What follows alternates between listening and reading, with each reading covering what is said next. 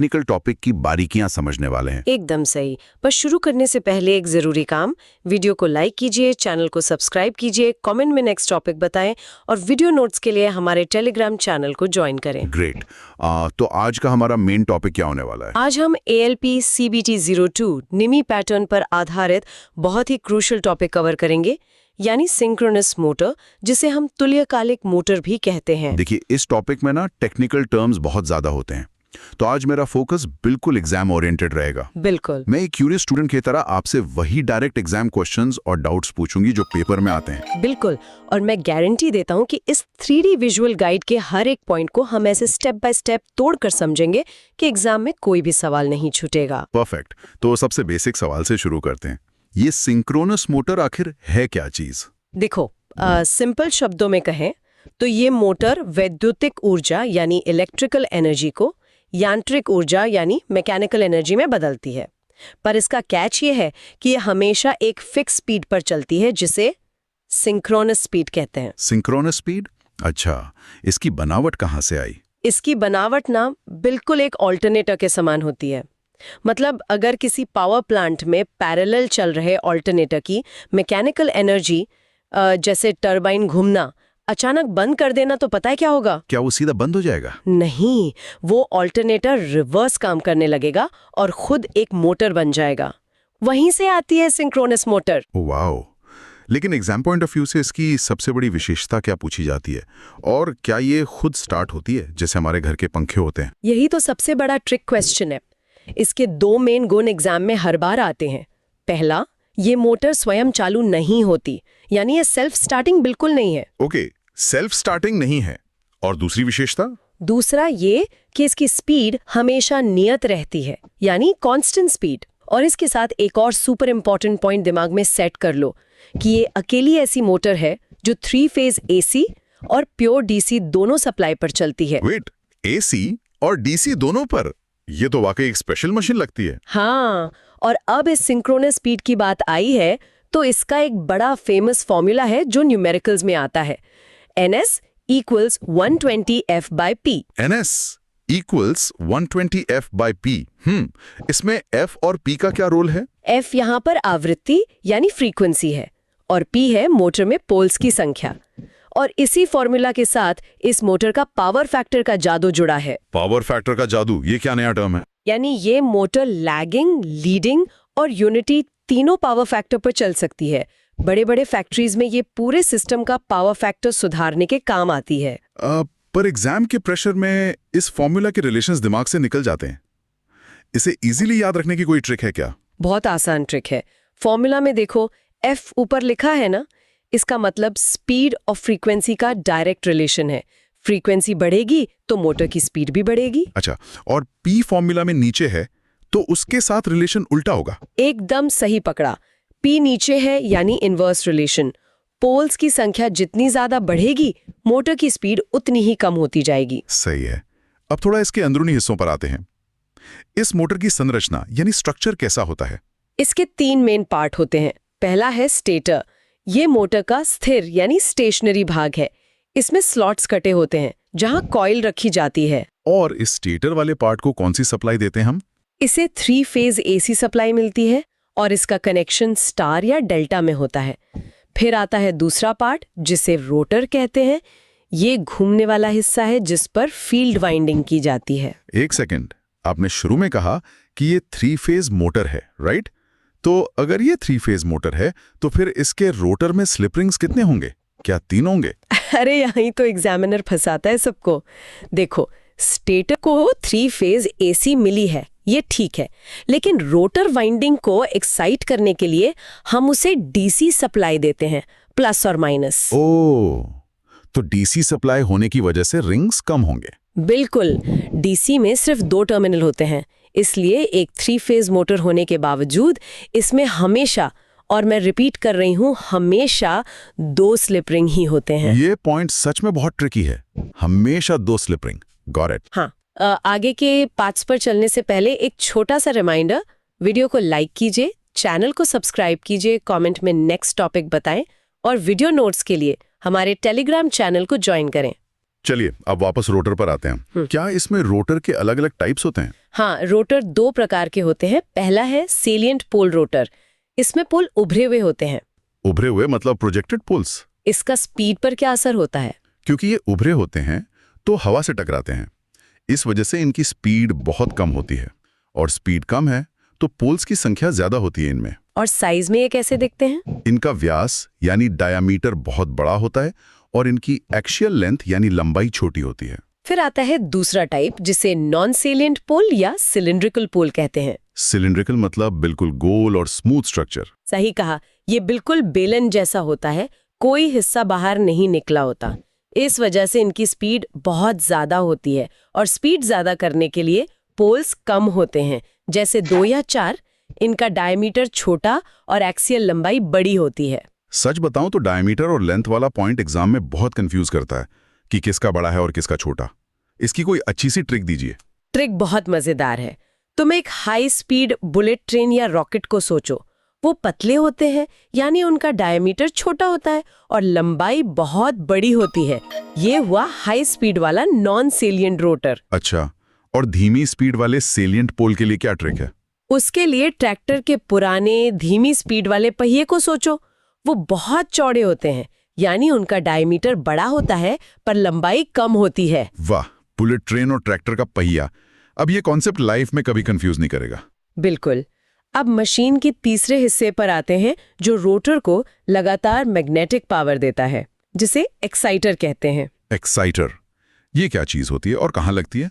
ये दरअसल एक छोटा डीसी शंट जनरेटर होता है, और सबसे कमाल की बात यह है कि इसे मोटर के माइल्ड स्टील से बने शाफ्ट पर ही फिट कर दिया जाता है। तो इसका मेन काम एक्साइटेशन देना है? हाँ, एक्साइटेशन बढ़ने से मशीन की स्टेबिलिटी बहुत बढ़ जाती है।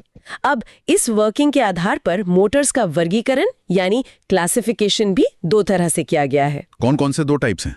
एक है सामान्य तुल्यकालिक मोटर यानी प्लेन सिंक्रोनस मोटर, जो खुद स्टार्ट नहीं होती, और दूसरी है ऑटो सिंक्रोनस मोटर, जो लोड पर खुद स्टार्ट हो सकती है। वेट, अगर नॉर्मल प्लेन मोटर खुद स्टार्ट नहीं होती तो फैक्ट्री में उसे पहली बार चालू कैसे करते हैं? घूमती है जब स्टेटर और रोटर दोनों के पोल्स के बीच मैग्नेटिक इंटरलॉकिंग हो जाती है। मैग्नेटिक इंटरलॉकिंग, जैसा 2 चुंबक आपस में चिपक जाते हैं, वैसा ही कुछ? एकदम वैसा ही।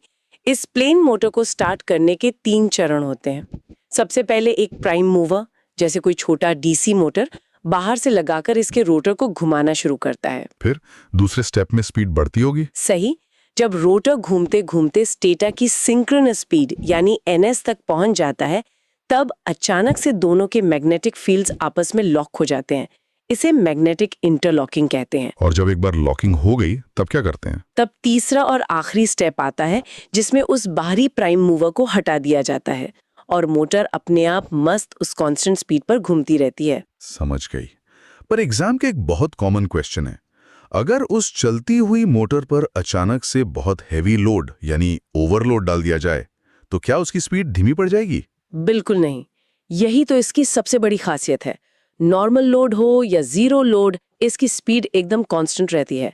पर अगर अचानक एक्सट्रीम ओवरलोड आ जाए तो स्पीड कम नहीं होती, सीधे वो इंटरलॉकिंग टूट जाती है। इंटरलॉकिंग टूट जाएगी, उसके बाद मोटर का क्या होगा? उसके बाद मोटर सीधी रुक जाती है, धीमी नहीं पड़ती, सीधा फुल स्टॉप। बाप रे, बहुत स्ट्रिक्ट मोटर है ये तो। हाँ, और अब चलते हैं इसके सबसे इम्पोर्टेंट यूज की तरफ, पावर फैक्टर कंट्रोल। जैसा मैंने बताया था, एक्साइटेशन बदलकर हम मोटर का पावर फैक्टर कंट्रोल कर सकते हैं। स्टैंडर्ड फुल लोड पर ये आमतौर पर यूनिटी या 0.8 लीडिंग पर चलती है। ओके, लेकिन आपने जो एक और टाइप बताया था ऑटो सिंक्रोनस मोटर, उसकी जरूरत क्यों पड़ती है जब हमारे पास प्लेन मोटर है? देखो, प्लेन मोटर की दिक्कत ये है कि उसका स्टार्टिंग टॉर्क 0 होता है, इसलिए वो किसी भारी लोड के साथ स्टार्ट ही नहीं हो सकती। इस प्रॉब्लम को सॉल्व करने के लिए ऑटो सिंक्रोनस मोटर आई, जो हेवी लोड पर भी आराम से स्टार्ट हो सकती है। तो इस ऑटो मोटर के अंदर क्या बदलाव किए गए थे? इसके मेन 2 टाइप बनाए गए। पहला था इंडक्शन टाइप। इसके रोटर पर 3 फेज स्लिप रिंग वाइंडिंग कर दी गई, जो बाहर एक 3 फेज रियोस्टैट से जुड़ती थी। अच्छा, मतलब शुरुआत में ये सिंक्रोनस की तरह नहीं बल्कि इंडक्शन मोटर की तरह स्टार्ट होती है। एकदम करेक्ट। शुरू में ये इंडक्शन मोटर की तरह हाई टॉर्क के साथ स्टार्ट होती है, और जब स्पीड पकड़ लेती है तो एक चेंज ओवर स्विच की मदद से रोटर को बाहरी रेजिस्टर से हटाकर एक्साइटर से जोड़ दिया जाता है। और डीसी सप्लाई मिलते ही वो सिंक्रोनस मोटर बन जाती है। वाह। और इसका दूसरा टाइप क्या था? दूसरा टाइप होता है सैलिएंट पोल टाइप। इसमें पोल्स का डिजाइन ही कुछ ऐसा बनाया जाता है कि मोटर हैवी लोड उठा सके। तो कंक्लूजन ये निकला कि अगर एग्जाम में सवाल आए कि भारी लोड के लिए कौन सी मोटर बेस्ट है, तो direct answer auto synchronous motor tick करना है। सही कहा मैंने? बिल्कुल सही जवाब। तो दोस्तों, अब हम करते हैं आज की क्लास का एक क्विक रिवीजन, जो पीडीएफ के आखिरी पेज का डायरेक्ट निचोड़ है। इन 5 पॉइंट्स को दिमाग में बैठा लो। बताइए वो फाइनल पॉइंट्स कौन से हैं? पहला पॉइंट, स्पीड का फॉर्मूला ns इक्वल्स 120 f/pa और स्पीड हमेशा कांस्टेंट रहती है। दूसरा पॉइंट, ये डबल एक्साइटेड मशीन है। स्टेटर पर 3 फेज एसी और रोटर पर सिर्फ डीसी सप्लाई होती है। और तीसरा वही कि ये खुद से स्टार्ट नहीं होती, प्राइम मूवर लगाना पड़ता है। सही कहा। चौथा पॉइंट, रोटर 2 तरह के होते हैं, सेलिएंट जिनकी स्पीड कम और डायमीटर बड़ा होता है, और नॉन सेलिएंट जिनकी स्पीड ज्यादा और डायमीटर छोटा होता है। और 5वां पॉइंट उसके पावर फैक्टर का था ना? हाँ, 5वां और आखिरी पॉइंट, इस मोटर की एक्साइटेशन बदलकर पावर फैक्टर को लीडिंग, लैगिंग और यूनिटी तीनों पर सेट किया जा सकता है और सिस्टम का पावर फैक्टर सुधारा जा सकता है। हाँ तो दोस्तों, पिछले क्लास के बेसिक कॉन्सेप्ट्स और उनके एप्लीकेशन समझने के बाद चलिए आगे बढ़ते हैं। चलिए दोस्तों, अब नेक्स्ट पॉइंट समझते हैं। आज हम सिंक्रोनस मोटर के उस पार्ट को डीकोड करेंगे जहां से एग्जाम में सबसे ज्यादा ट्रिकी सवाल बनते हैं। बिल्कुल। और मेरा पहला सवाल इसी की फिजिकल बनावट से जुड़ा है। एग्जाम में ये जो सेलिएंट पोल और सिलिंड्रिकल रोटर के बीच का अंतर पूछा जाता है ना, मतलब हाई स्पीड के लिए कौन सा रोटर यूज होता है, इसमें बच्चे बहुत रट्टा मारते हैं यार। अरे रटने की जरूरत ही नहीं है, इसको बस हवा और फ्रिक्शन मतलब एयर ड्रैग के नजरिए से सोचो। सबसे पहले सेलिएंट पोल रोटर को देखते हैं। सेलिएंट का मतलब ही होता है उभरा हुआ या बाहर निकला हुआ। अच्छा, मतलब इसका डिजाइन स्क्विरल केज जैसा होता है क्या, जिसमें पोल्स बाहर की तरफ होते हैं? होगा। जाहिर सी बात है, जो हिस्से बाहर निकले हुए हैं वो हवा से टकराएंगे, एयर रेजिस्टेंस बहुत ज्यादा होगा और शायद मशीन बहुत आवाज करे। एग्जैक्टली, वो हवा को इतनी जोर से काटेगा कि शोर और वाइब्रेशन पैदा होगा। सेंट्रीफ्यूगल फोर्स की वजह से शायद उसके उभरे हुए हिस्से टूटकर बिखर जाएं। वो बाप रे, मतलब पंखे के ब्लेड्स की तरह उनकी स्पीड की एक लिमिट होती है ना? हाँ, पंखे को जेट इंजन की स्पीड पे नहीं घुमा सकते, इसीलिए सेलिएंट पोल रोटर हमेशा लो स्पीड के लिए ही डिजाइन किया जाता है। समझिए, यानी जहां निम्न गति रखनी है वहां इसका इस्तेमाल होगा। तो एग्जाम में इसके प्राइम मूवर के बारे में जो सवाल आता है वो भी इसी लॉजिक से जुड़ा है। बिल्कुल जुदा है, क्योंकि इसको धीमे घुमाना है तो इसका प्राइम मूवर भी डीजल इंजन या हाइड्रो सिस्टम होता है। हाइड्रो पावर प्लांट्स में पानी का फ्लो टर्बाइन को घुमाता है, जो ज्यादा तेज नहीं होता। सही है, वहां ये उभरे हुए डिजाइन वाला सेलिएंट पोल रोटर परफेक्ट काम करता है। तो फिर सिलिंड्रिकल रोटर की क्या कहानी है? नाम से तो बेलन आकार और गोल लग रहा है। एकदम गोल और स्मूथ सरफेस वाला। इसकी सतह पर कोई भी हिस्सा बाहर की तरफ नहीं निकला होता। इसे एक बुलेट ट्रेन की तरफ विजुअलाइज करो। अच्छा, जिससे हवा का ड्रैग कम हो जाए। हाँ, एरोडायनामिक डिजाइन। सिलिंड्रिकल रोटर में हवा का ड्रैग लगभग खत्म हो जाता है। तो इसका मतलब क्या हुआ? मतलब हम इसको बिना सोचे बहुत हाई स्पीड पर घुमा सकते हैं। जी हाँ, और यही इसका मेन काम है। ये रोटर उच्च गति यानी हाई स्पीड के लिए बना है, और क्योंकि इसे तेज घुमाना है, इसका प्राइम मूवर हमेशा स्टीम टर्बाइन होता है। Oh wow, thermal power plants में जहां भाप का प्रेशर उसको लगभग 3000 आरपीएम पर घुमाता है, वहां बस सिलिंड्रिकल रोटर ही टिक सकता है। बिल्कुल। तो अब बनावट का लॉजिक क्लियर हो गया। अब उस अजीब प्रॉब्लम पर आते हैं जो इस मोटर के साथ है। हाँ, वही कि ये मोटर स्टार्ट नहीं होती। मैं PYQs देख रही थी, उसमें बार बार पूछा जाता है कि ये मोटर को स्टार्ट करने के लिए एक्साइटर का क्या रोल है। पर वेट, ये खुद स्टार्ट क्यों नहीं होती? इंडक्शन मोटर तो हो जाती है। यही तो ट्विस्ट है। देखो, जब हम इसके स्टेटर को 3 फेज सप्लाई देते हैं तो अंदर एक रोटेटिंग मैग्नेटिक फील्ड बनता है जो सीधा अपनी फुल सिंक्रोनस स्पीड पर घूमने लगता है। अच्छा, फीधा फुल स्पीड पे। और रोटर का क्या? रोटर तो भारी भरकम लोहे का है। स्टेटर का मैग्नेटिक फील्ड एक बुलेट ट्रेन की तरह फुल स्पीड से निकल रहा है और रोटर एक भारी इंसान है जो उस चलती ट्रेन में छलांग लगाने की कोशिश कर रहा है कि निकल जाता है। नतीजा ये होता है कि रोटर अपनी जगह पर खड़ा होकर बस वाइब्रेट करता रहता है। ओह, मैग्नेटिक लॉकिंग बन ही नहीं पाती। तो इसमें एक्साइटर का क्या काम है? क्या वो रोटर को धक्का देता है? धक्का नहीं देता। एक्साइटर असल में एक छोटी डीसी मशीन होती है जो रोटर के शाफ्ट पर स्लिप रिंग के जरिए जुड़ी होती है। इसका काम है रोटर को एक पावरफुल चुंबक यानी मैग्नेट बनाना। अच्छा, हम इसके जरिए रोटर को डीसी सप्लाई देते हैं। हाँ, जिससे रोटर के पोल्स फिक्स हो जाते हैं और इस एक्साइटेशन को कंट्रोल करने के लिए एक बाहरी रियोस्टैट और चेंज ओवर स्विच का होना बहुत अनिवार्य है। लेकिन एक मिनट यार, अगर रोटर अपनी जगह पर अटका हुआ है तो एक्साइटेशन देने से क्या फायदा? उसको घुमाएंगे कैसे?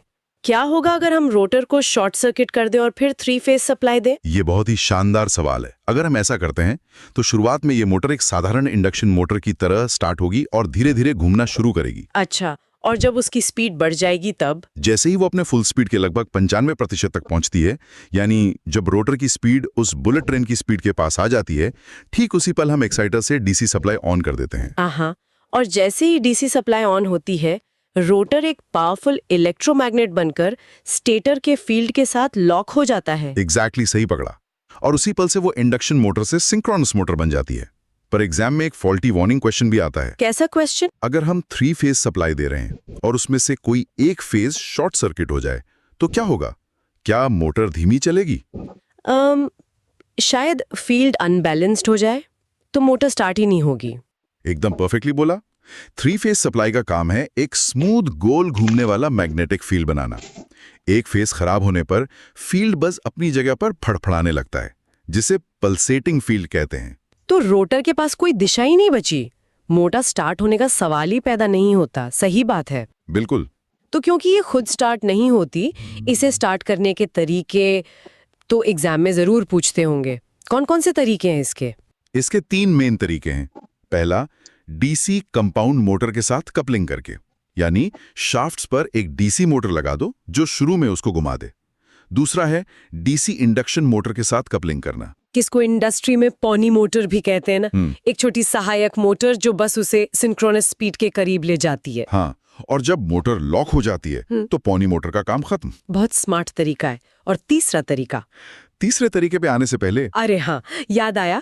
दोस्तों, वीडियो को लाइक कीजिए, चैनल को सब्सक्राइब कीजिए, कमेंट में नेक्स्ट टॉपिक बताइए और वीडियो नोट्स के लिए हमारे टेलीग्राम चैनल को ज्वाइन करें। बिल्कुल, कनेक्ट रहना जरूरी है।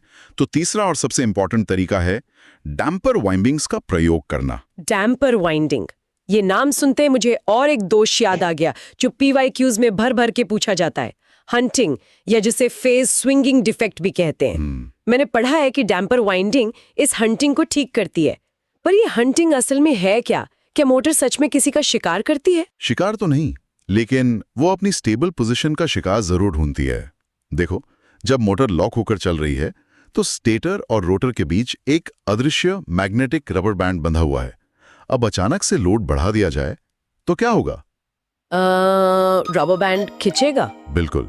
लोड बढ़ते ही रोटर हल्का सा पीछे खिंचता है, लेकिन स्पीड वही रहती है। अब अगर लोड अचानक से बदलता रहे तो रोटर अपनी जगह पर आगे पीछे ऑसिलेट करने लगता है, एक पेंडुलम की तरह। ओह, स्पीड सिंक्रोनस ही है पर एंगल कांप रहा है। हाँ, इसी उतार चढ़ाव और दोलन को टेक्निकल भाषा में हंटिंग कहते हैं। ये तो बहुत डेंजरस लग रहा है, पर क्या इसका कारण सिर्फ लोड का बदलना ही है? अचानक लोड बदलना सबसे बड़ा कारण है, पर इसके अलावा फील्ड करंट में अचानक परिवर्तन या सप्लाई सिस्टम में फॉल्ट आना भी इसके कारण है। और एक टेक्निकल वर्ड एग्जाम में आता है, लोड का हार्मोनिक टॉर्क के साथ होना। अरे हाँ, ये हार्मोनिक टॉर्क बहुत परेशान करता है। ये क्या बला है? इसे रिदम का बिगड़ना या स्टटर समझ लो। मान लो मोटर किसी ऐसे कंप्रेसर को चला रही है जो लगातार स्मूथ प्रेशर नहीं देता, बल्कि झटके से धुक धुक करके काम करता है। ये झटके वाला टॉर्क ही हार्मोनिक टॉर्क है। अच्छा, तो अगर इन झटकों की रिदम मोटर के नेचुरल डोलन से मैच कर गई तो हंटिंग इतनी तेज होगी कि मोटर सिंक्रोनिज्म खोकर बंद हो जाएगी। एकदम सही। तो इस पेंडुलम वाली हंटिंग को रोकने के लिए डैम्पर वाइंडिंग काम आती है। पर ये लगाई कहाँ जाती है? इसे रोटर के पोल्स के किनारों पर, जिन्हें पोल शू कहते हैं, वहां खांचे बनाकर फिट किया जाता है। इसमें कॉपर रॉड्स डालकर एंड रिंग से शॉर्ट सर्किट कर दिया जाता है। 1 मिनट, ये बनावट तो स्क्विरल केज इंडक्शन मोटर की तरह लग रही है। हुई रहती है, लेकिन जैसे ही रोटर स्पीड में जरा सा भी उतार चढ़ाव करता है, इसमें करंट पैदा हो जाता है। अच्छा, एक शॉक अब्जॉर्बर की तरह जो दोलन का विरोध करता है और रोटर को शांत करता है। एग्जैक्टली। और इसका दूसरा लाभ वही स्टार्टिंग टॉर्क देना है।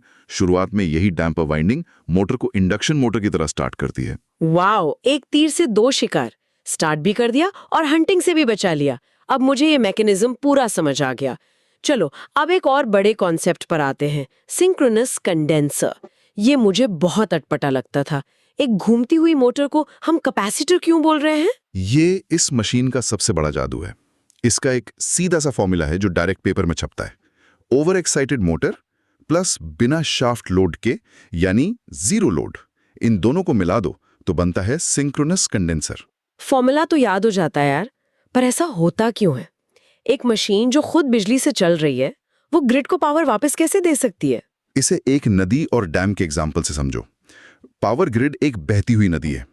फैक्ट्रीज में लगी इंडक्शन मोटर्स इस नदी में पत्थर की तरह हैं, जो पानी में टर्बुलेंस या लैगिंग पावर फैक्टर पैदा करती हैं। वो ग्रिड से रिएक्टिव पावर खींच लेती हैं। हाँ, और उससे ग्रिड की एफिशिएंसी गिर जाती है, ये तो पढ़ा है। तो हम क्या करते हैं, एक सिंक्रोनस मोटर लेते हैं, उसके शाफ्ट से सारा मैकेनिकल लोड हटा देते हैं। अब वो आजादी से घूम रही है। फिर हम उसके रोटर की डीसी सप्लाई यानी एक्साइटेशन को जरूरत से ज्यादा बढ़ा देते हैं। कितना बढ़ा देते हैं? बड़ा हो जाता है। अच्छा, तो क्योंकि अंदर का वोल्टेज बाहर से ज्यादा हो गया, तो मोटर ग्रिड से रिएक्टिव पावर लेने के बजाय उसे पावर वापस देने लगती है। एकदम सही। वो डैम की तरह काम करती है, जो नदी के टर्बुलेंस को शांत करने के लिए स्मूथ लीडिंग पावर फैक्टर वाला फ्लो वापस ग्रिड में डालती है। इसी अवस्था में वो एक कैपेसिटर का काम कर रही होती है। ओह, अब क्लियर हुआ कि इसका मेन यूज सबस्टेशंस पर पावर फैक्टर सुधारने के लिए क्यों किया जाता है। ग्रिड को बैलेंस रखती है। इसके अलावा और क्या एप्लीकेशंस हैं इसके? 2 बड़े फायदे हैं। पहला, किसी भी लोड पर कांस्टेंट स्पीड, जब तक मोटर सिंक्रोनिज्म में है, स्पीड 1 आरपीएम भी ऊपर नीचे नहीं होगी। और दूसरा है उच्च दक्षता यानी हाई एफिशिएंसी, क्योंकि ये बेहतरीन पावर फैक्टर पर काम करती है। इसी कांस्टेंट स्पीड की वजह से इसे रेसिप्रोकेटिंग कंप्रेसर्स में यूज किया जाता है और ट्रांसमिशन लाइंस के वोल्टेज रेगुलेशन में भी ये बहुत काम आती है। सही है। ये सब तो तब हुआ जब मोटर चल रही है, लेकिन सोचो अगर मैं किसी प्लांट में खड़ी हूं और मोटर स्टार्ट ही नहीं हो रही, तो डायग्नोस्टिक्स के हिसाब से मुझे क्या चेक करना चाहिए? एग्जामिनर इसमें क्या ऑप्शंस देगा? देखो, स्टार्ट ना होने के 4 मेन कारण हैं। पहला, ओपन फेज, जो हमने डिस्कस किया कि फील्ड को पल्सेटिंग बना देता है। दूसरा है प्रारंभिक लोड का बहुत अधिक होना। मतलब अगर शाफ्ट पर हैवी लोड पहले से जुड़ा है तो मोटर उस बुलेट ट्रेन पर छलांग ही नहीं लगा पाएगी। बिल्कुल। तीसरा कारण हो सकता है ऑक्सिलरी डिवाइस कनेक्शन में दोष, यानी तुम्हारा एक्साइटर या रियोस्टाट के कनेक्शंस ढीले हों। और चौथा कारण है शॉर्ट सर्किटेड फील्ड एक्साइटेशन का अधिक होना। अगर फील्ड सर्किट शॉर्ट है तो मैग्नेटिक पोल बनेंगे ही नहीं। बहुत बढ़िया। और अगर मोटर चल पड़ी तो इसके परफॉर्मेंस पैरामीटर्स का क्या मैथ्स है? ये स्लिप और स्पीड रेगुलेशन वाले ट्रिकी क्वेश्चंस का क्या जवाब है? इसका जवाब सबसे आसान है। सिंक्रोनस मोटर में स्लिप का मान हमेशा 0 यानी 0 होता है। 0 क्यों? इंडक्शन मोटर में तो स्लिप होती है ना यार। क्योंकि इंडक्शन मोटर में रोटर हमेशा मैग्नेटिक फील्ड से थोड़ा धीमा भागता है, लेकिन सिंक्रोनस मोटर में रोटर को इलेक्ट्रोमैग्नेट बनाकर स्टेटर के फील्ड के साथ लॉक कर दिया गया है। अच्छा, दोनों एक ही स्पीड पर दौड़ रहे हैं तो रिलेटिव स्पीड 0 हो गई? हाँ, और क्योंकि लोड बदलने पर भी स्पीड नहीं बदलती, इसलिए इसका स्पीड रेगुलेशन भी 0 होता है। सही है। अच्छा, एक और टर्म आता है पुल आउट टॉर्क। ये क्या होता है? क्या इस पॉइंट पर मोटर टूट जाती है? टूटना नहीं, बल्कि मैग्नेटिक लॉक का टूटना। वही रबर बैंड वाला एग्जाम्पल। पुल आउट टॉर्क वो मैक्सिमम टॉर्क है जो मोटर बिना अपना सिंक्रोनिज्म खोए संभाल सकती है। तो ये मैग्नेटिक रबर बैंड किस पॉइंट पर आकर टूट जाता है? एग्जाम में एंगल पूछते हैं शायद। हाँ, ये एग्जाम का फेवरेट सवाल है। ये टूटता है ठीक 90 डिग्री के लोड एंगल पर। 90 डिग्री पर रबर बैंड अपनी मैक्सिमम लिमिट पर खिंचा होता है। तो अगर लोड ने 90 डिग्री से जरा सा भी क्रॉस किया तो लॉक टूटेगा और मोटर झटके से रुक जाएगी। एग्जैक्टली। अब इसके रुकने से पहले हम इसके लॉसेस के बारे में बात कर लेते हैं। हाँ, लॉसेस में इंडक्शन मोटर और इसमें क्या फर्क है? सबसे अधिक होती हैं तीसरा है कॉपर लॉस, जो इस मोटर में मिनिमम होती है क्योंकि पावर फैक्टर अच्छा होने से करंट कम रहता है। और दूसरा कौन सा था? दूसरा और सबसे इंपॉर्टेंट, एयर फ्रिक्शन लॉसेस यानी विंडेज लॉसेस। ये इंडक्शन मशीन की तुलना में सिंक्रोनस मोटर में बहुत ज्यादा होती हैं, लेकिन क्यों यार? दोनों तो एक ही हवा में घूम रही है ना? क्योंकि सिंक्रोनस मशीन में रोटर और स्टेटर के बीच का एयर गैप बड़ा रखा जाता है ताकि अनबैलेंस्ड मैग्नेटिक पुल को रोका जा सके और रोटर स्टेटर से ना टकराए। ओ, गैप बड़ा है तो वहां हवा का भंवर ज्यादा बनेगा जिससे फ्रिक्शन बढ़ेगा। पर ये फ्रिक्शन लॉस लोड के साथ बदलता है क्या? नहीं, ये कांस्टेंट रहता है, लोड के साथ बदलता नहीं है। ये लॉजिक तो मैंने किसी बुक में इतने अच्छे से नहीं पढ़ा। चलो अब इस चैप्टर के फाइनल बॉस की तरफ बढ़ते हैं, वी कर्व और इनवर्स वी कर्व। ये ग्राफ्स हमेशा कंफ्यूज करते हैं कि किसके बीच बन रहे हैं। इसे विजुअलाइज करते हैं। सबसे पहले वी कर्व। इसका आकार अंग्रेजी के वी जैसा है। ये कांस्टेंट लोड पर आर्मेचर करंट यानी IA और फील्ड करंट यानी IF के बीच बनता है। इसको याद रखने का कोई ट्रिक है क्या? वी के सबसे निचले और तीखे हिस्से को देखो। वो दर्शाता है कि आर्मेचर करंट अपनी सबसे निचली यानी मिनिमम स्थिति में है। और सवाल आता है कि आर्मेचर करंट मिनिमम कब होता है? शायद जब मोटर यूनिटी पावर फैक्टर पर चल रही हो। एकदम सही। तो जैसे जैसे फील्ड करंट बढ़ाते हैं, आर्मेचर करंट पहले घटता है, वी के बॉटम पर यूनिटी PF पर पहुंचता है और फिर वापस बढ़ने लगता है। अच्छा, तो फिर इनवर्स वी कर्व जो एक उल्टे यू या पहाड़ जैसा दिखता है, वो किसके बीच बनता है? वो बनता है पावर फैक्टर और फील्ड करंट के बीच। पहाड़ की चोटी का मतलब है सबसे बेहतरीन पावर फैक्टर, जो कि यूनिटी होता है। तो इन दोनों कर्व्स का निचोड़ वो एक्साइटेशन मैट्रिक्स ही है ना? चलो मैं स्टेट्स बोलती हूँ, तुम उसका रिजल्ट बताना। पहली कंडीशन, अंडर एक्साइटेड, जहां मोटर का बैक EMF सप्लाई वोल्टेज से कम है। इस स्थिति में मोटर हमेशा लैगिंग PF पर काम करेगी, एक इंडक्शन मोटर की तरह। सही। दूसरी कंडीशन, नॉर्मल एक्साइटेशन, जहां बैक EMF और सप्लाई वोल्टेज बराबर हैं। इसमें मोटर बैलेंस में है तो ये यूनिटी PF पर काम करेगी और आर्मेचर करंट सबसे कम होगा। और तीसरी कंडीशन, ओवर एक्साइटेड, जहां बैक EMF सप्लाई वोल्टेज से ज्यादा हो जाता है। यही तो हमारा सिंक्रोनस कंडेंसर वाला मोड है। यहाँ मोटर लीडिंग PF पर काम करने लगती है और ग्रिड को रिएक्टिव पावर देती है। ये मैट्रिक्स तो दिमाग में छप गया। अब वीडियो खत्म करने से पहले जल्दी से वो की एग्जाम फैक्ट्स बता दो जो पेपर में डायरेक्ट वन लाइनर्स की तरह आते हैं। 4 ऐसे फैक्ट्स हैं जो एकदम पक्के होने चाहिए। पहला, स्टेटर में पैदा हुआ वोल्टेज और सप्लाई वोल्टेज के बीच का कोण नो लोड पर 0 डिग्री होता है, पर लोड बढ़ने पर ये 180 डिग्री से कुछ अधिक हो जाता है, क्योंकि बैक EMF सप्लाई का विरोध करता है ना? बिल्कुल। दूसरा फैक्ट, स्टेटर में पैदा हुआ बैक EMF किस पर निर्भर करता है?